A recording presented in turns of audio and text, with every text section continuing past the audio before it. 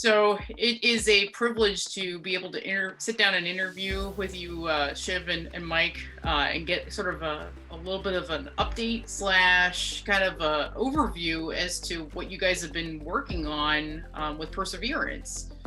So in a nutshell, can you guys describe a little bit more about the technology contributions that both of your groups are contributing to the Perseverance mission? The Raman system that I was doing at Livermore that Shiv described was in 1992. And actually the system that's on Perseverance right now, of course, it's more than just Raman. There's other instruments as part of SuperCam.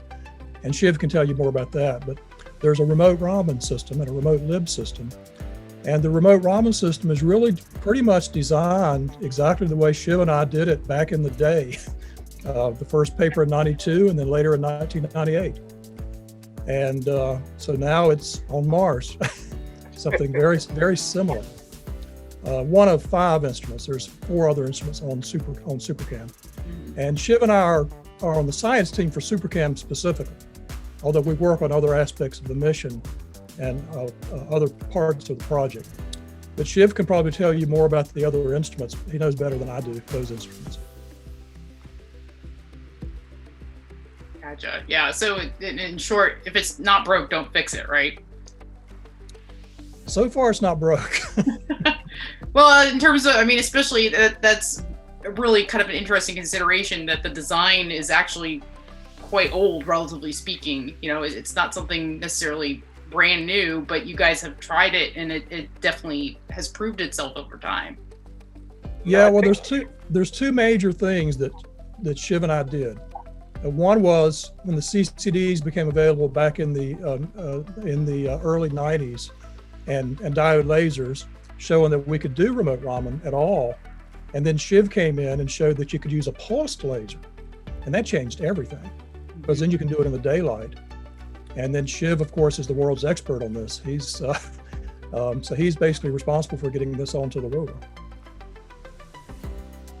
Yeah, and also it went through really development in terms of minimizing the size and all that, and we further improved it. And so we use a directly coupled system rather than fiber optics coupled system.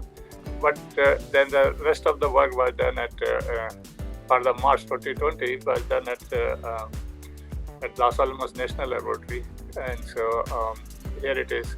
We had a lot of constraints in terms of putting the instrument on the rover. So, right. Yeah, and the remote lib system is basically the same design as a remote Raman. They're really the same thing. It's just a matter of focusing the laser or not focusing the laser. Yeah, I think for lib system too, because before they were doing CW detection. So Sam Clegg came, he wanted to write a proposal for Venus exploration. And so he came to the lab and we set it up, and with the signal is really weak because the pressure on Venus is very high.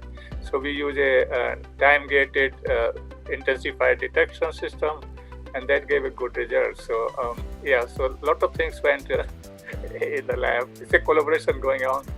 So and Mike came in 2002, and he had we measured the Raman spectrum to 60 meters, and it's published in the Applied Spectroscopy. Am I right, Mike? Yeah, there were quite a few papers at that time. I think that's the right date, yes. Yeah. That's an important paper. That was the first pulsed, in a journal, that was the first pulsed remote Raman system. Mm-hmm. Yeah. So that was a very important date.